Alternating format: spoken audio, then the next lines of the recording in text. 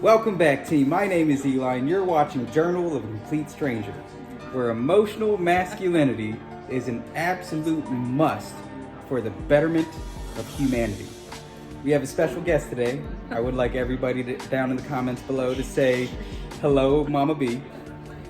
She is one of the biggest parts of the support system here, and honestly, she's part of the reason why I've been able to balance the whole emotions and masculinity thing, because like we talked about in the video not long ago, the biggest part of emotional masculinity is being masculine.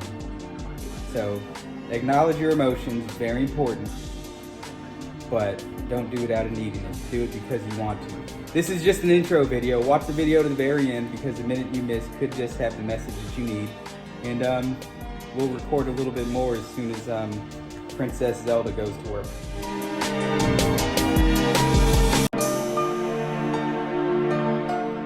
And for the record, Mama B keeps making fun of me. Alright team, so I totally just realized that in the intro video that I didn't tell you guys the name of the video. Before we get into the name of the video, I want to leave that disclaimer. I'm not taking away from the importance or significance of blood family. I have a mom, I have a dad. They both love me dearly, and they're part of the reason I am the person that I am right now. I have a brother. You've heard me refer to him as the Major. Very big part of my life. I mean, you got to think we were only like 18 months apart. So growing up, he was both my brother and my best friend. Almost every single one of our experiences growing up, we did it together. Now, obviously, as we became adults, we grew further and further apart. Not because anything short of, I started on my career, I did my thing. My brother commissioned into the United States Army, and he did his thing. So obviously, he has his family, he grew apart. I have my family, kids, grandchildren, stuff like that. So the title of this video, knowing that there is still the importance and the significance of blood family, and I don't want to use the term actual family, because that takes away from the importance and significance of what I'm about to talk about. The title of today's video is The Family That Chooses You. Ever since I was a young man, there's always been people in my life that I considered family. Most recently, I have Mama B. Mama B, in case I didn't tell you before, is the wife's mom. She's been a very big part of my support system. She's even though she doesn't have to, she's helped me go through a few things. She's actually visiting here from Germany, helping me and the wife pack, because we're selling the house and all that other stuff. Back in February, she came by and rented one of those big trash containers, huge trash containers. And what we couldn't sell, donate, or give away, we ended up having to get rid of. Her name is Mama B because she's like a mother. Again, not taking away from the significance and importance of my mom. I only have one mom, but Mama B is a big part. I call my mom Ma, so if I ever say that, you'll understand. I have my best friend. You've already heard about her, and if you haven't, go back a couple videos to a video called Baby Mama / Not a Train. Good video, by the way, you should watch it. If you feel like it, pause the video right now, go back to Baby Mama / Not a Train, and then come back to this video. But she is, once again, the family that chose me. One of my closest friends, will refer to him as the Chicano. He was one of the first people I met when I moved to Virginia. At first, we really did hate each other. but then we became very close friends. I mean, there was a very long period of time, I mean 2 or 3 months, where I maybe lived in Virginia for a month or two before he and I started hanging out, but for 2 or 3 months it was the same exact routine every single day. I woke up at 3:30 to 4 o'clock. I got ready for school. I went to school. School started at 6. I got out at 11. I went to work at 12, and we worked until 10.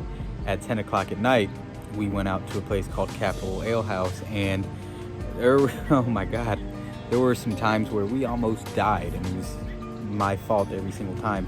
What the Chicano didn't know was his friendship and his presence got me through some really dark times. From the time I moved to Virginia up until pretty recently, everybody was under the impression that I was in Georgia some well-behaved, well-rounded, law-abiding citizen. It was easier to say that. It was easier to deny all the things that I did in my past because of the shame of who I was. With denying and with suppression and with holding everything in, I went through a very dark period of time, and the Chicano just showing me friendship and being there without even realizing it probably saved my life. The Chicano, he's not just my closest friend, he's my brother. So Chicano, if you're watching this, bro, you're my brother, and I love you. Thank you for being the family that chose me. My ex, we will call her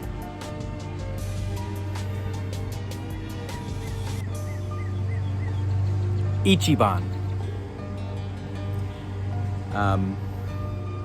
Ichiban, when we first met,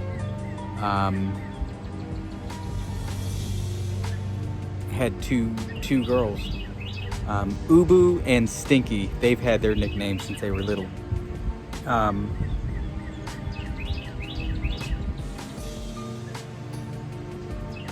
Ubu and Stinky aren't my stepkids.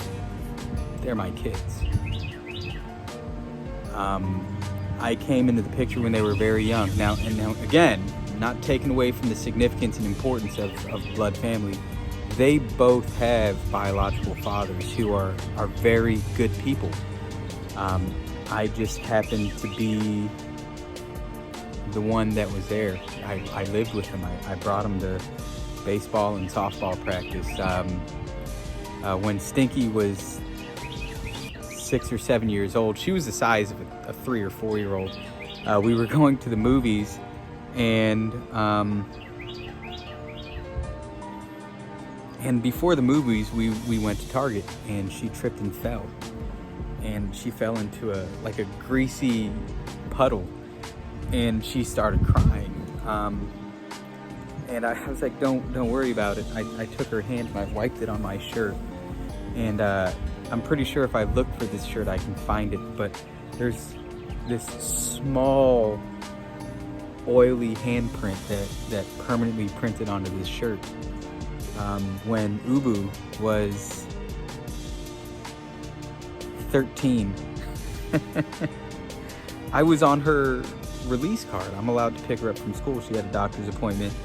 I picked her up from school, and I signed her out. Now, if you didn't know, Ubu is blonde hair, blue eyes. So when I picked her up, we were already late, at no fault of my own, and she forgot something in her classroom, and she was trying to go back, but we didn't have time. We can always go back to the school later on. And I suppose from the outside looking in, look at me, don't exactly have blonde hair and blue eyes. So they called the cops because they thought she got kidnapped, and the teacher, had that asshole teacher, instead of approaching me, went to the principal's office and reported it. Like, had I actually been someone who is abducting a child, that teacher, you piece of shit, let my child get kidnapped from school. But Ichiban, Ubu, and Stinky, they're the family that chose me. Ichiban's mom and dad, Pops and Mama. Even to this day, knowing that mine and Ichiban's relationship are over, we still talk to each other. If they need something, they call me. Just this morning, I went over to the house because their neighbor across the street was having car trouble. And the neighbors across the street are 80 and some change, and they're on a fixed income, and they have doctor's appointments that they can't get to because of the car. So Pops called me and asked if I can come by and at least try to diagnose the problem. Once again, Pops and Mama, they're the family that chose me. Yesterday evening, you've probably heard me refer to the engineer, the drill sergeant, the mechanic, and Mott's Applesauce. Friday was Mott's Applesauce's birthday, and they were going to a Japanese steakhouse yesterday evening, and they invited me. I've gone to quite a few family events where it's just family, but they keep inviting me to come by. They call it a circle. At the end of the day, they're the family that chose me. I guess what I'm getting at is we all have our families. We all have parents. Most of us have brothers and sisters. They can't always be around. In times of need for support, we have to lean on other people. These other people fill those gaps. If and when you need family,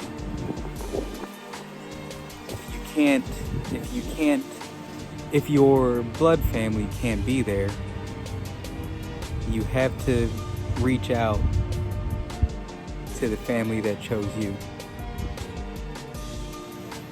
If for whatever reason you don't feel like there's a family that chose you, call me. I'm right here.